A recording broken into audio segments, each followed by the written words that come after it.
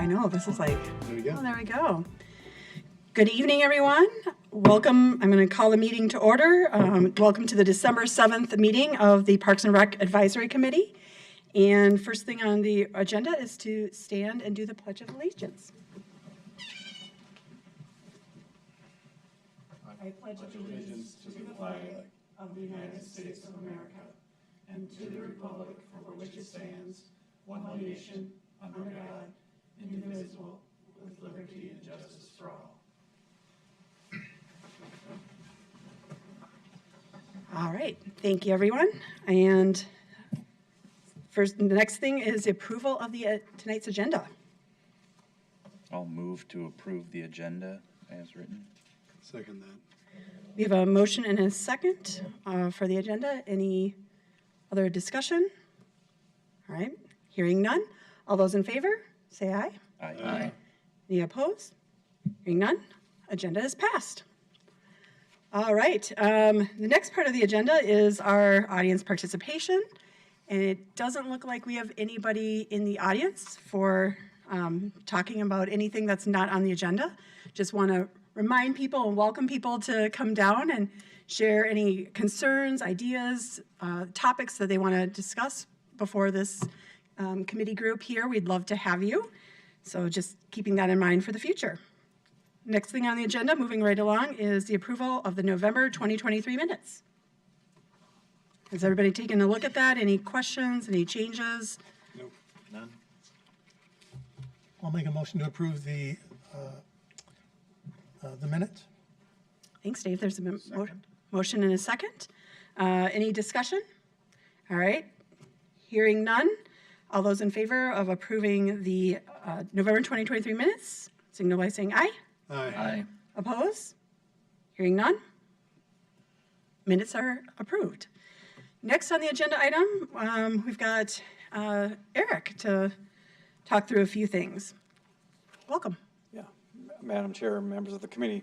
So the first item on the agenda to talk about is the contracts that we need to implement as part of the referendum. I think everyone on the committee and hopefully those that, listening at home recognize that on November 7th we passed a parks bond referendum, and so we're starting to work on those projects.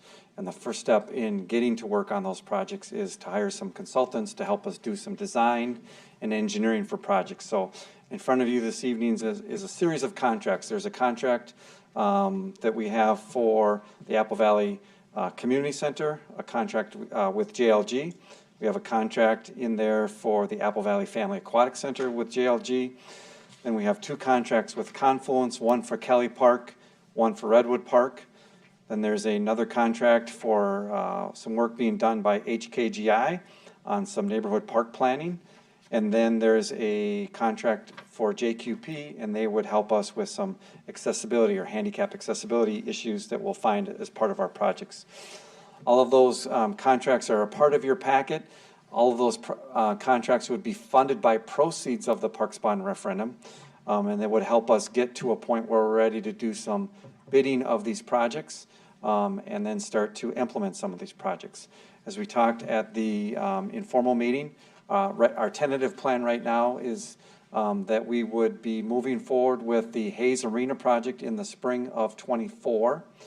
We would hope to be moving forward with the Apple Valley Family Aquatic Center project after the swim season happens in '24. And then in '24, we would be working on the planning for the Redwood Park project with the hopes of being under construction in '25 and into '26. We would be working on the Apple Valley Community Center in '25 with the hopes of being under construction in '26 and '27. And then we are still working on how we're going to approach some of the smaller park projects, like all the playground equipment, the trail work, the court work, things like that. So all of those contracts are in your packet. If you have any questions about any of them, I'd be happy to answer that. But we'd like the committee to consider making a recommendation to the City Council to move forward with engaging with these different consultants to do this work on behalf of the city for the Parks Bond referendum work that was passed as a part of the successor referendum on November 7th. And I can stand and answer any questions. Did I read somewhere that these have been reviewed by the city attorney, all the contracts? Yeah, so we're in the process of going back and forth right now with the city attorney. So the contracts you have or the proposals you have in front of you are in draft format. We're still tweaking that based on advice of the city attorney. So between now and the council meeting on the 28th, we'll be going back with the city attorney and the attorneys representing the consulting firms to change language and whatnot. But once both sets of attorneys are comfortable with it, we'll finalize that and bring it back to the city council for their approval. But substantially, what you see is what we're going to be moving forward with. Okay.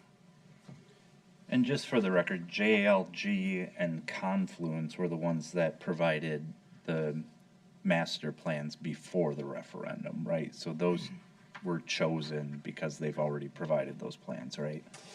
Yes, we worked with JLG and with Confluence from the beginning of the referendum process. They're the ones that helped with all of the community engagement. They're the ones that helped develop the design concepts and try to establish the vision that we have for all of the different projects. And so it just feels like a natural fit that we would continue to work with them. We don't have to start over, if you will. We don't have to bring in a different team of people that might have different ideas. Not that different is bad, but we have invested time and energy to get to where we are today. Yep. Haven't they worked with the city on some projects prior to this too? Confluence has, I don't believe JLG has. It's another good reason to stay with them. Is there anything or any expectation for how long the HGKi processes will take? It's they've got a multi-task process. That's a lot of the smaller community parks, the smaller projects that we don't have the masters for. Have we engaged with them on like how long they would expect these tasks to take once the contract's signed to at least get through some of that planning? Yeah, so a lot of the work that they'll do in the early months of 2024 will be just data gathering and trying to get organized, if you will. A little hard to engage the public about parks, especially neighborhood parks in the winter months, because a lot of people aren't out and about. But once the snow, if we get any snow, once it starts to melt and people start out there in the parks, then that's when heavy public engagement will start to happen. And then hopefully by the middle of summer, certainly by the end of summer, we'll be able to wrap up that work and then start moving forward with some of that information and some of those projects. Okay. When will the bidding process start? For Contractors. well, it'll happen at different stages because we're not doing all of the projects at once. Sure. So the Apple Valley Family Aquatic Center, as an example, our goal is to do all of the design work between January and probably May, so that we can be out to bid and get contractors lined up in June and July and early August, so that we can award contracts in July and August, so that they're ready to start doing their work when the pool closes at the end of August. Just so people understand, it'll be not taking away from standard use times. Yeah, For the most part. Yeah, we'll be doing our very best to work around high use seasons, but using Redwood as an example, we would expect Redwood to be open this summer for swimming, but that in 2025, the park will substantially be under construction and basically closed to the public's use, because the whole thing is gonna really get torn up. Right. And so it really won't be available to the public in 25 and into the beginning of 26, with the hope of inviting people back to the park, to a brand new park in the spring of 26. Again, we're phasing the projects. We can't handle them all at the same time. And we'll do our best to work around the different high use times in the parks to the best of our ability. For Redwood, is there any sort of requirement for the inclusive playground, given the money that we got in the state bonding process? Do we have to have that wrapped up like earlier than that, or that's all fits into the same timeline smoothly? It'll fit into the same timeline smoothly. We actually have, I think it's either 4 or 5 years to sign the agreement with the state, and then once it's signed, we have like 4 or 5 more years to spend the money. So we have more than enough time, and we don't want to take that much time to do that, but that shouldn't be an issue at all. Okay. So just to summarize, a lot of these consultants are, it's really that engineering, it's that planning, it's getting all of the technical details ready and the community engagement so that we're ready and have the plans ready to go and get them construction ready. Correct. So and then the next phase is the construction. Yeah, the work that Confluence and JLG has done for us in the past was very conceptual. Yep. Just circles and diagrams on a piece of paper with some color so people could visualize what we were going to do. And now we need to get into the detail work of the materials that will be used, how big things will be, what grades will be, what type of amenities we're going to have, so that we can then bid those projects out and get construction prices on that. This is kind of the phase one of getting everything all ready and new. Correct.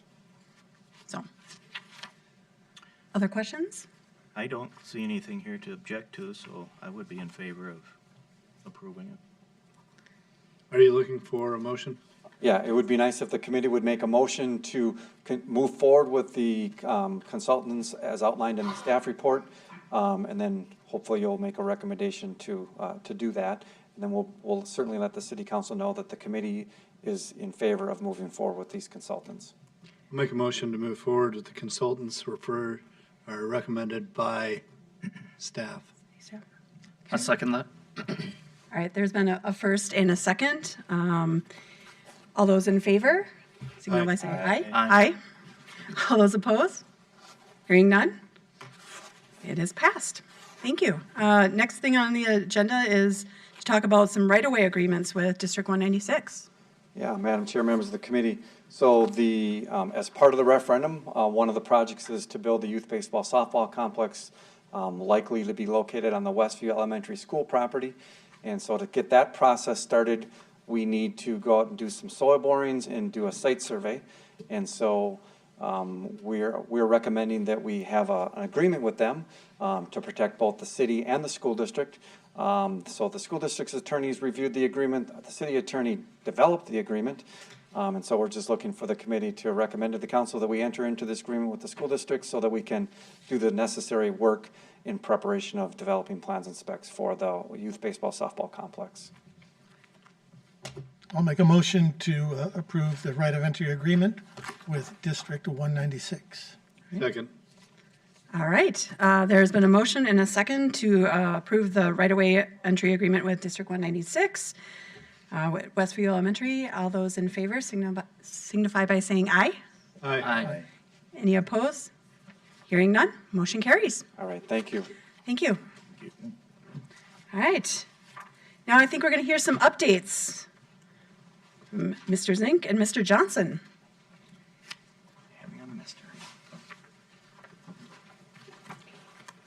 Madam Chair, members of the committee, I'm Jim Zinck, Golf Course Manager. This is Jordan Johnson, our Clubhouse Coordinator, and we're going to update you on everything Valleywood.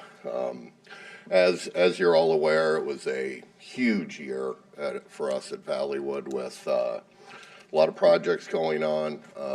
You all were involved in this a couple years ago, but we did our irrigation replacement project, some course improvements, and then we'll give you a summary of kind of the year in operation, if you will.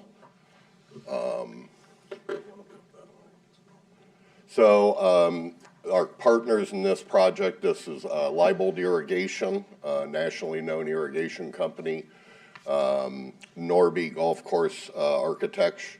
They are a local actual company, but they work throughout the country, and their subcontractor for the construction work was Art Construction. This all started a couple of years ago. We bought a lot of pipe. As you can see, there's a picture of it stored down in our maintenance yard, but we bought the pipe off of state contract a couple of years ago and stored it there, and all the sprinkler heads we also bought off the state contract. So turns out that saved us a lot of money.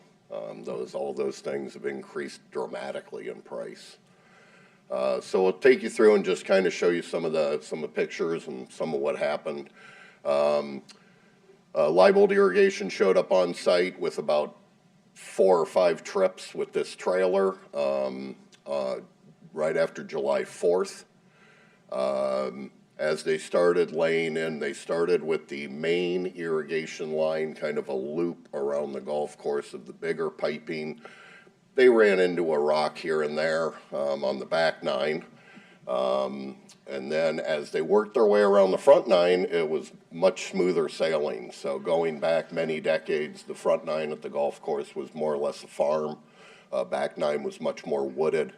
But the irrigation system was 47 years old and not particularly efficient, hard for our guys to manage to the point where our superintendent and assistant would basically have to drive the golf course every morning to try to figure out what sprinklers ran and what sprinklers didn't. As they worked their way around the golf course, fortunately, we had Ryan Browning's dog, Sammy, kept a close eye on all the work being done.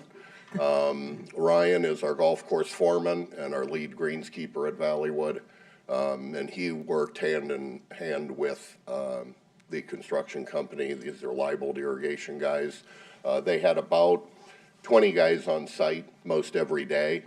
Was quite fascinating to see how efficiently they work and how they all kind of are doing different things. There's certainly, you never came upon them and saw anybody sitting around. They work very efficiently. So this kind of demonstrates, kind of hard to see in this picture, but there's their main part of their line running. I think that's a 15th hole, but you can see kind of in the middle of that picture white pipes running across. So they're cutting our pipe when they're laying theirs in, but they have to patch it because, of course, we need to keep running irrigation. So that was kind of fascinating how efficiently they could not only lay the pipe in up the length of a hole, but how quickly they could patch our system so we could run it virtually every day if we needed to. Part of this project included a full weather station. So this is a weather station located left of the 16th fairway right by our maintenance yard. In the background there you can see all the spools of the 2-inch pipe. Those spools in the background is the pipe that actually goes out to the sprinkler heads themselves. But this weather station, it tracks everything, and it is directly linked into what is now our irrigation computer. So the weather station will feed that computer information. So, for example, if we have the system scheduled to run that night and we get a bunch of rain at 8 p.m., it will adjust what we're applying through the irrigation system to the golf course. This is kind of the completed work on the left. It was awesome to see all those sprinkler heads pop up. Covered everything very effectively, much quieter system, much more efficient system. The picture on the right is some of what we discovered. This is a crack in the cart path right by the 10th fairway or 10th tee. This crack had been there for many years. We just assumed it was just your typical, like Mike sees on bike paths and other areas. It turns out that was an irrigation leak under there.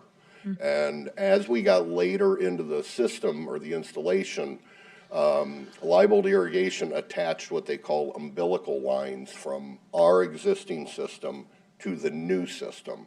So as they completed a hole, we would be running through our pipe into their pipe and watering with part of the course with our old heads, part of the course with their new heads. So we discovered a number of areas of the course because this line would be pressurized while most of the day as they were testing and running things. All of a sudden we end up with these leak areas that we would not have known about otherwise. When we'd run our system otherwise, those sprinklers around the 10th tee and the practice green right there would come on. Everything's wet. You just don't realize that there were these leaks going on. So it was, I can only hope that all the park projects go as well as ours did this year. And then the final part of it was right at the end of the year, right after we the course wasn't closed yet, but at the end, in October, we blow out the irrigation lines. Then they came in, and this was the last thing installed. This is the actual pump system that then ties into our irrigation pond, runs our well, then pumps the water out onto the golf course. So this was just a couple months ago, was the last thing they did, was to install that. As part of the project, we did some on-course improvements. Not a ton, but we were able to improve some things that needed to be done out on the golf course. This map kind of highlights those areas that we were more or less focused on, kind of working from left to right. The third green, part of the initial plan was to move the third green, which would have been about 40 feet to the right or above where it currently is. That part of the plan was one of the things we changed. As you'll experience, I'm sure, over the next couple of years with the park projects, there you gotta make choices sometimes. And one of the things was we didn't feel that moving that green just 30, 40 feet was going to make that big an impact on the hole. We were able to move these tees up more to the right to change the angle of the hole, and then we were able to use the money saved from that green movement to better net along the driving range, to both protect the tee of the driving range from people playing the ninth hole, and also to keep our range balls on the range so we can pick them. So right here and kind of the closer to the middle of the screen is the driving range. That involved all new tee line. It's artificial mats we use there. We'd need probably another 3 acres to be able to have grass tee. But we were able to redo the tee line, cart paths, cart parking, and protective netting around there. Moving up into the kind of the middle of the screen up here is the 18th fairway. That did not involve any construction work. That the architect wants us, we're kind of repositioning how that fairway sits. And basically the situation was we had to cut the fairways because they're so much shorter where the irrigation had good coverage. And we just did not have good coverage on the right side of the 18th fairway. So now we're started already this fall to realign that fairway and widen it out. Down towards the bottom of the screen here is the 15th hole. For those of you that have played Valleywood, the 15th hole is one of the more difficult holes on the golf course for most players. But we were able to recontour the fairway area and play area to be able to play around this pond. This is particularly useful for seniors, ladies, juniors. It was really difficult to play around that pond just because of turf conditions. And then the 15th tee area back here, we added 2 additional tees, again, to make it just a little more playable for your, medium and higher handicap players. And then right here is the 17th fairway. This fairway it's hard to see the dotted line there, but the fairway was extremely narrow, and as a result, we had a ton of traffic through there. It was not very good turf quality. So we were able to widen that fairway out and make it more playable. This is the beginning of halfway through the construction of the 2 new tees on the 15th hole. The forward tee on the 15th hole is right by where the railing, you can see it goes up to a forward tee. The original tee was all the way back here near a boulder wall of one of our neighbors has there. So we were able to add 2 forward tees to give more play options for the different players. So that's when they had they had the tee laid out and they were sodding around it. This was when their work was completed, probably early September.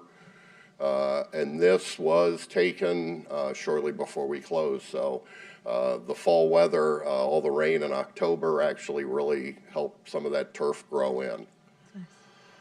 This is the work that was done on the 17th hole. Again, there's a dotted line. You can kind of see here how narrow that area was. And when you run all the carts and traffic through there, the turf was not very good quality. We widened this out, changed the grade. So you can see this fairway typically was ending about halfway across there. There was some tree removal, widening of the fairway, recontouring of the fairway. And this was the kind of the final finished product. In the spring, this is the one area of the golf course that they will redo.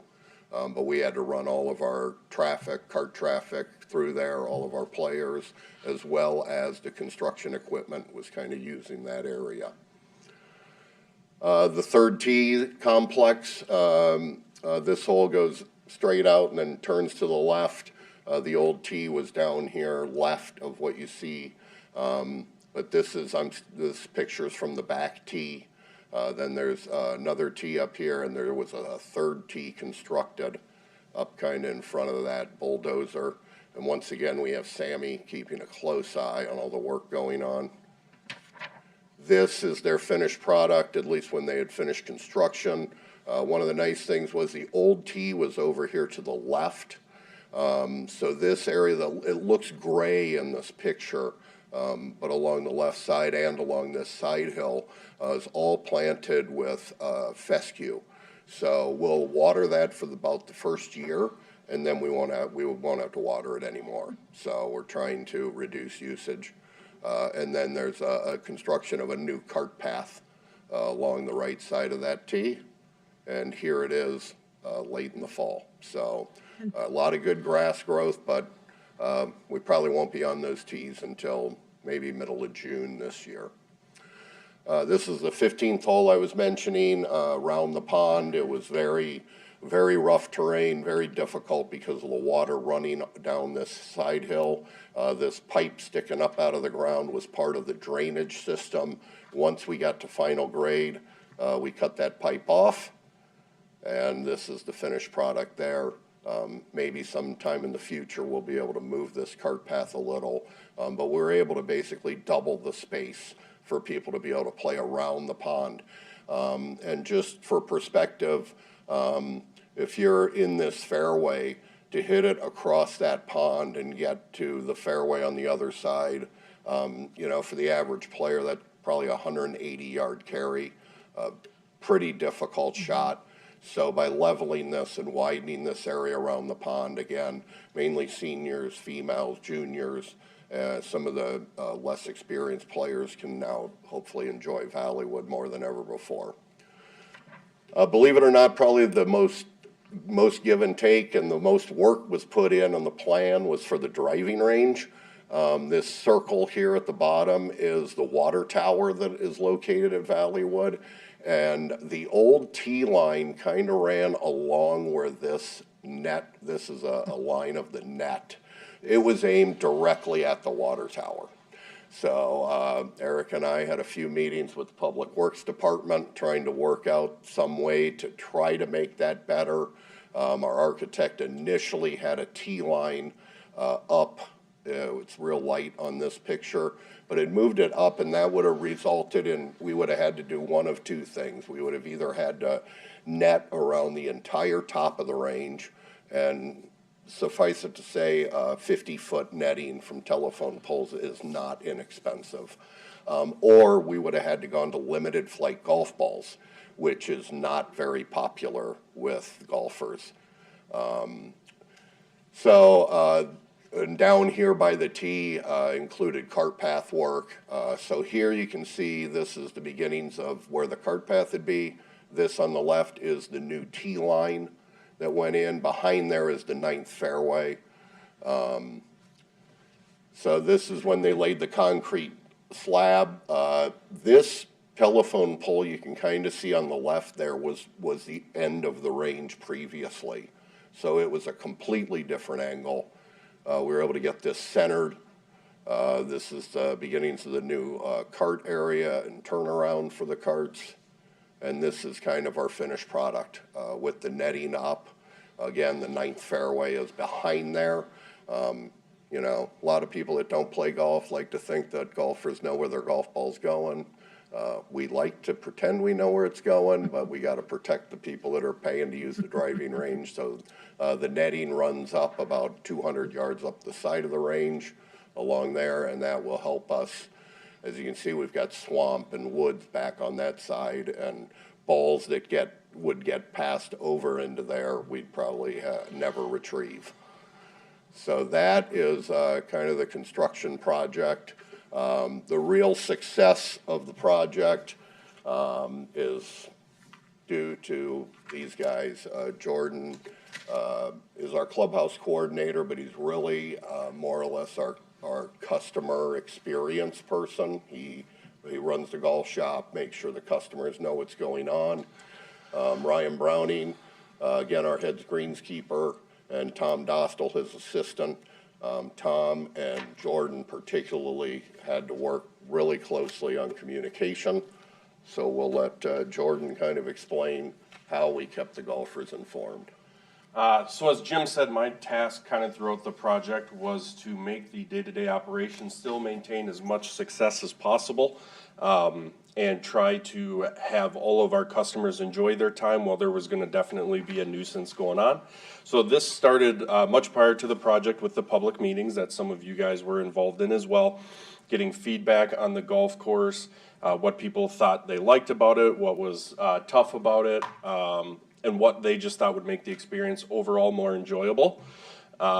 And we kind of came out of that with, out of 2022, with trying to preach two things, awareness and excitement. We wanted to make sure everyone was aware of what was going on, so no one showed up and felt like they were wronged, and to build excitement for the project. It was going to be a long year. There's money put into it. There's going to be inconveniences, but at the end of it, it was going to be much better for everyone. Signage in our newsletter was a big thing we put out early. Signage prior to the project, even during the public meetings, to alert everyone exactly what we were going to be doing, where we got the feedback, all that stuff. And then our newsletter going out monthly, reminding of how we were preparing, how our maintenance staff was preparing, how we were operationally preparing, what exactly was going to be going on. Staff communication, our staff is excellent. And they are the ones that talk to the customers for the 4.5, 5 hours that they're on site, sometimes more than that with events. So being able to communicate with our staff that's answering phones, that's talking to customers, so that they can head stuff off. The simple letting them know what hole was going to be closed the next day, so they could tell one of our regulars what was going to be, just was able to keep everyone happy and continue to build that excitement. That was really an emphasis, was to rather than have everyone look at it as an inconvenience, to look at it as something that they were excited for.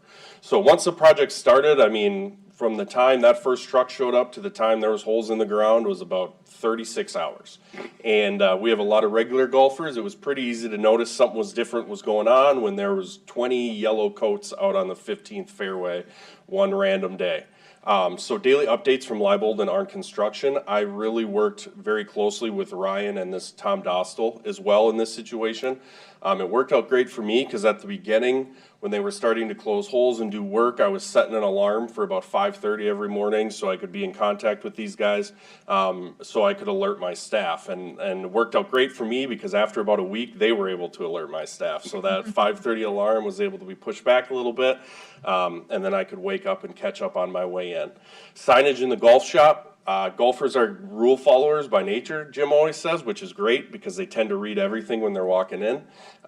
So simple signage. I had, once we started doing the main lines, we had to close a hole a day from Monday through Thursday and Friday morning. So being able to print out a different hole for, or a different sign for every hole, so that once they got the news, we could post it on the doors. And from the time a hole was closed to the time our shop was notified and golfers were notified was about 5 minutes, to try and keep everyone in communication so no one, once again, felt wronged. About 70% of our tee times are made online, and our tee sheet is able to update everyone as they book tee times. I'm able to put notes on there, staff's able to put notes on there, so when they log in, they can see hole number 6 is closed today. So if they're playing, making a tee time for 18, hole number 6 is closed, or they'll be starting on the back. Once again, just to make sure everyone was aware to ensure that success. And then once we hit right after Labor Day, we had to close a whole day. We did make the decision to discount rates fairly significantly, once again to begin to continue that excitement. As anything else, there's a week transition period where you have a couple people here and there that feel like they weren't made aware. However, we were able to, once again, with our great staff, make those into more positive interactions than negative. And it just continues to build that excitement. I will say I'm very lucky from the operations perspective that we were able to do on-course changes, because it was very easy for people to get excited about new tee boxes, new fairways, new this. Whereas if we were just putting pipes in the ground, it's a little tougher to sell on it. But being able to continue that excitement through when people are playing 17 holes instead of 18 was key. And we even built some new customer bases, because there's, just like any other industry, there's bargain hunters. So when they see someone in September with a bargain rate, they may come check that out. And our 18 holes were open after 11 Friday through Sunday, so we were able to still maintain that weekend revenue as well as getting those new customers to play the full course. This is an example of some of the signage, and those are our actual rates. We had those posted on the website or Facebook, emailed out as much as we could. Used it once again as an advertising piece to build that excitement. The picture in the middle is a temporary tee. It's our Tuesday morning ladies league. This is actually at the very beginning when we were doing that 17th hole. There were times when you would have a hole close, and instead of playing a full hole, you'd play a half a one. Once again, communication was key. We had flags, we had pitchers, our rangers. At this time too, the driving range was closed, so we were able to repurpose a lot of our staff into communicating with this, with our customers and helping all that. And then the hole number 10 closed today in our pro shop, and then up top you can kind of see a screenshot from exactly how, and just pointing everyone to valleywoodgolf.com where we could input the exact information we wanted them to see. And then after the project, construction pretty much wrapped up in early October, answering a lot of questions. You guys saw the pictures of the grass from afar, and from people who don't know, it looks like it's ready to play right now. It will be till mid-June, early July next year, explaining. We also had the picture of the course improvement projects, the big map in our pro shop, and kind of explaining how it's going in different tiers and different timing, and this may not be till 5-6 years down the road. But once again, we viewed these things as a way to build excitement for everyone coming back next year, and it showed truly with our leagues and in the fall. 2024, we got a bunch of stuff to take advantage of. A lot of, I don't want to say free time, but a lot of time that used to be purposed with starting the irrigation system every morning. I don't have to see Ryan Browning at 9 in the morning drenched from head to toe and know, well, apparently he had to run the irrigation this morning. And repurposing it into advertising the new tee boxes, driving range, new scorecard, kind of do all new things in 2024 to take advantage of the excitement. And the Superintendent's Revenge Golf Tournament, we did run again this year. I think we've shown this to you in the past. It's a fad that's taken over in the golf industry over the last 5 years. It goes viral every fall. It's a joke that the superintendents are getting back at the golfers for all the stress they put them through the year. So this year we were able to use some of that extra piping to have some fun and some bunker rakes on the 18th hole. This is our most popular event. It sells out. We sell about 104 to 108 golfers. It sells out in about 36 hours. This year we had to push it back a week, the day of, because we got about 4 inches of rain the Friday before the tournament, and we still had 80 of the 100 people show up the following week. So just another fun thing we're able to do at the end of the year to continue to build on 2023 and get that excitement going for 2024. All right, we're going to talk a little bit about our season summary. Just to reiterate, the irrigation system's 47 years old. Well, now it's weeks old now, but was 47 years old. And, it would have been great it probably had a useful life of about 30, 35 years. It would have been nice to have done it 10 years ago, but the technology advancements in the last handful of years have just been phenomenal. Now we can put sensors. There's 920 new irrigation heads. We can put sensors in those areas that tend to get wet. If that sensor picks up that the ground is wet enough, those sprinklers will not come on in that area. So we expect to see a lot of savings in water usage and just be a lot more efficient. Are there any questions on? That just tells me you're gonna be on budget. All that savings. All that savings, you got that right. Well, we're saving water, but yeah, Jim, you get your water from your own well, correct? yes, we It's do a totally DNR separate from permit the every year, municipal water. yes. Did you have to do anything with the well itself, or that was fine, or, They put a new well pump in and. but you didn't have to go deeper? No, we've been very fortunate. The well has been very, very dependable. And a small pond by the maintenance area, and then we have a gate valve that goes into another larger pond. So it pumps it into the pond, and then the pond is where the water goes out to the course? Yeah, and then it runs through that pump system out to the sprinkler heads on the golf course. Now, the old system, it pulled so much power at times that Dakota Electric could shut it off. And that's why the well and everything, so that's why we have that gate valve into an extra pond on the 15th hole. So worst case scenario, if something happened where we couldn't run it or the well pump broke, we could run our smaller, what's called a jockey pump, and still get water out on the golf course. And between those two ponds would probably give us 3 to 4 full waterings of the golf course. But yeah, it's the technology now is those guys will be able to come in the morning. They've got a great computer with 2 big screens. It'll show them every single sprinkler head on the course, how it ran. It'll even give them an alert that a solenoid on a single sprinkler head is starting to draw extra power, so they know before it goes bad that it's going to. So we're really looking forward to it. And even in the fall, we started to see some of the benefits of areas that were getting water that hadn't been. Oftentimes there'd be areas of the course where we wouldn't be able to know until it was drying out. A section of a tee box was burning out, and then it'd be like, well, that head's not working right, so the technology is awesome. And part of the project too, as Jordan mentioned about moving tees up, the fortunate thing was that a lot of the fairway work was done on the 15th and 17th holes. Dave can probably attest, he plays regularly. They are not easy holes. We didn't have very many people at all complaining about, hey, on 15, you're going to have to go up to the side of the pond and play from there. And so some of the work, I think there were some benefits to it. Helped their game a little bit. Yes, yeah. And they all add them up at the end. So if you only played 17 holes, you forget about that when you get home and say, wow, I shot 82 today. Well, that's awesome.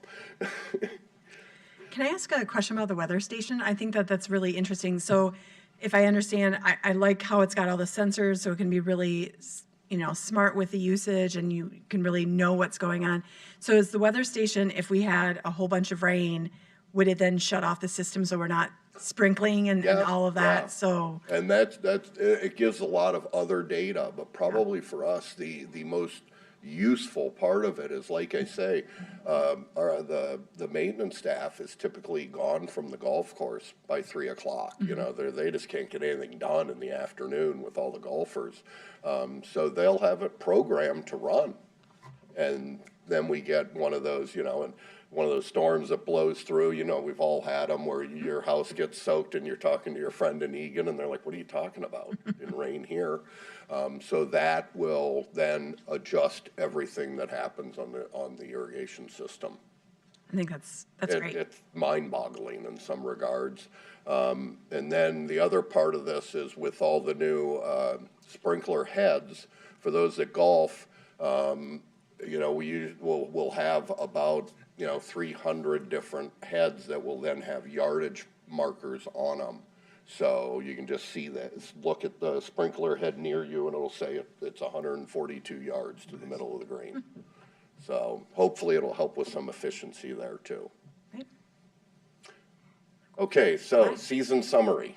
We were here a year ago, and cautiously optimistic that we wouldn't lose too much money.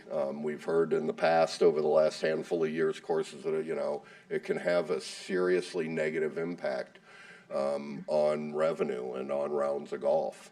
So I think Jordan did a great job of getting communication out. Again, kind of like you guys all went through, and Eric with the park referendum, getting the engagement, keeping people informed. Honestly, I'm over the moon to go through these next group of slides. So, these numbers are all through end of October. I know that we send out this information to the Parks Committee, so you guys have seen most of this. In fact, I think we got some feedback. I had to tweak a couple of them a little bit, but I kind of picked out what I think are kind of the 8 or 10 key information here. So, and as Jordan said, we did go to discounted rates in the fall. Most of the work that went on during the year, golfers just played around, and a lot of them, our regulars particularly, I think, found it rather interesting to see the progress. They'd play one week, they were doing, the 4th hole this week, and then they come the next week and, they see how it's done afterwards and how good it looks. So we were thrilled to be up in overall revenue through the end of October. We were up a little bit in operating expenses, and honestly, most operating expenses we were down in. This is mostly seasonal pay. So the city, I think, a year ago, long overdue, made a number of adjustments to the seasonal pay scale throughout the city. So that is mostly seasonal pay that increased. But it did keep us in a very, very strong position. Now, typically, we will spend, $100,000, maybe $100,000 more than we make the last, 10 weeks of the year here. But we're in a very, very positive position, and we'll be finishing another year with an operating profit for the year. So this again, the slight increase in expenses is mostly due to salaries or seasonal pay. And again, you'll see where we're down a little bit in rounds of golf. So that will drive these numbers up a little, because they are, of course, per round. Total rounds, our business plan that we adopted is kind of based on 30,000 rounds is kind of our break even. So that is why in a couple slides previous, you saw that we've been running a pretty healthy net positive on the years, because we're getting more golfers. This is interesting. I know, I think in 2020, when those numbers were coming in, I remember talking to the committee and thinking, man, these numbers are ridiculous. Of course, we had some help with the popularity of golf and other things being closed in 21 and 22, but we're just thrilled with the numbers continue to climb, particularly during those peak months, May through August. April was brutal for weather. Oftentimes it just becomes a distant memory, but when you're in the business we're in, it haunts us as we try to rebound from that kind of number in April. And then again in September we started having some hole closures, and October was just extremely wet. We lost a number of days of golf in October. The plus was we got Mother Nature. There's nothing better than Mother Nature providing the irrigation, and we got great turf growth on those areas we had construction on. Food and beverage numbers continue to be positive, so that's very encouraging. We took food and beverage back in-house in 2021 with all new staff. One of the great things we get to do is to see the growth in these young adults. I guess we hire them typically when they're seniors in high school. Now we're facing the prospect of starting to turn over we brought in some new staff the last couple years, but I know we're starting to live on borrowed time with some of our leadership in the food and beverage department. Those young kids now are, you know, looking at internships and starting to finish college and whatnot. Banquet space continues to rebound. That's been great. We have Kaylee Rataco is our event coordinator. She's done a wonderful job of growing the events back. So particularly, we are a particularly attractive site for kind of, you know, celebrations of life, open house kind of things, informal parties, very popular with that. It is a bit of a challenge for us, the wedding part of the business, just because it's a shared space. There's no separate entrance to the banquet room. There's no separate bathrooms or a separate bar. It's a bit of a challenge. I kind of say, you know, we're a great site for a second wedding. You know, expectations might be a little bit lower. But the party and events have really been good, and we get quite a bit of getting more and more interest in renting the room for business purposes. So the school district's one of our clients, and those types of things. So this is where we track kind of each area of our operation and how we're doing per round of golf. And thrilled, absolutely thrilled with these numbers. You can see the practice range is the only thing that was down, and it was down very little. And we closed the range August 17th, yeah, 14th. yeah, we were looking for that date. 17th. August 17th. So we lost the last 2.5 months of the year on the driving range. Now, early in the year is typically busier on the range, but I think that had it remained open, we would have seen the same kind of growth in the range revenue per round. That's kind of what we got for you. Couldn't be happier. Wow. It's been a while since I've been here, so you Yeah. guys kind of got a break from me for most of summer too, while we were dealing with all this stuff. But are there any questions or anything we can? You know, great job. I mean, you were handed a black eye many years ago. And this is, you've really turned it into a jewel. Great job. Appreciate that. Yeah, how did the construction impact, if at all, the cross-country races that usually go on there in the fall? We, you know, I have to say we have a cross-country race there every year, a running section meet. And we have Greg Utek from the section that coordinates all of that. And Greg is phenomenal to work with. He really is. He was actually a teacher at Apple Valley when I was there, and suffice it to say I wasn't taking a lot of advanced physics classes. I can see that. But he really, really protects the facility, and that's one of the reasons we're open to having him. They did have to modify the trail a little. It was funny, some of the construction impacted them where they had to modify the trail, but because of the construction, we had kind of opened an area through the woods to move golfers from the second green to the third tee. Kind of move them ahead of where we were building those new tees. So that worked out really well. And then I also have to give a shout out to Brian Avery from the school, again from the school district that runs the school. We have the entire Nordic ski team from the school district there, all the schools.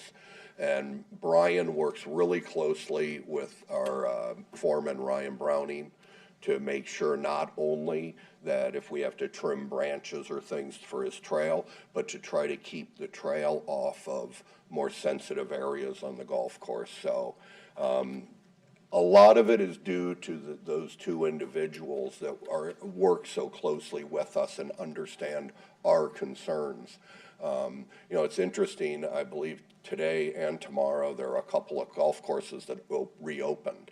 And you know, we get that question from time to time, and you know, one of the things is for everybody to understand is there's a trade-off for that. So for us being more of a community facility, When we close, Ryan and Tom and our maintenance might have 1 or 2 seasonals that are on for a week or two. They need to get all the greens roped off, all the sensitive areas snow fenced off. So it's not only the ski teams that are out there, but public comes out to Nordic ski. And we just need to protect all those areas. So it's a little frustrating when we hear, oh, you know, New Prague's going to open for 2 days and, you know, make maybe $6 or $8 grand in revenue. It's like, yeah, we just cannot do that. We don't want to compromise protecting the facility for the next year. But yeah, they've a lot due to those 2 coaches that are really good to work with. Especially with the investment that has been made in this and Yes. making sure that it's Yep. doing what it needs to be doing. I'm just kind of curious, do you expect, because you talked about mid-June and early July with some of these, you know, holes and areas. I am not a golfer, as you know, Yeah. so sorry if I'm not using my terminology right. Do you kind of expect a kind of a slower start to the year, or is it, because you were saying like some discounted prices, you're not expecting any kind of? Absolutely not. Yeah, No, we, as Jordan said, and a lot due to his work communicating with the people, there is a lot of excitement around. The one thing we know we're gonna run into is the golfers are gonna wanna get on those new tees. And we need them to grow in and mature a little bit so that they can handle the divots and recover quicker. But no, I anticipate a very strong, with weather permitting, a very strong start to the season. The 3rd hole that we showed you with the 2 tees, we've been playing off a modified tee there already for 2 years, so that won't change. The 15th hole, they can still play from partially the original tee. And there's a forward tee, which is much easier than the back tee, so people enjoyed that. And the rest of it doesn't really have effect on what the golfers will do negatively. There'll be a couple areas that are roped off that if you hit it into, you get to take it out and hit it out of somewhere else. But the fairway areas we worked on, a combination of some sod and some seed, they're ready to go. They're ready to play off of. So, and part of the project that involved the new tee complex on number 3, as Jordan said, that original 3rd tee, we had a large retaining wall that just simply was not safe anymore, and we had to tear that out. Is that 3 years ago, I think? So we played 2 full seasons with a temporary tee there anyway. Again, somewhat difficult hole for regular players, so they kind of got accustomed to liking it up there. Right. Any other questions or?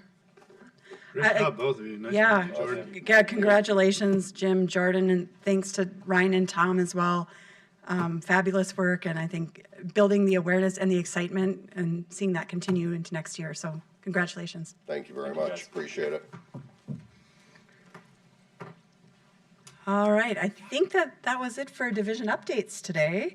So any kind of committee or staff discussion items? All right, hearing none. Then I will move for adjournment. motion to adjourn? Second. Motion and second. All those in favor? Aye. Meeting adjourned. Thank you all.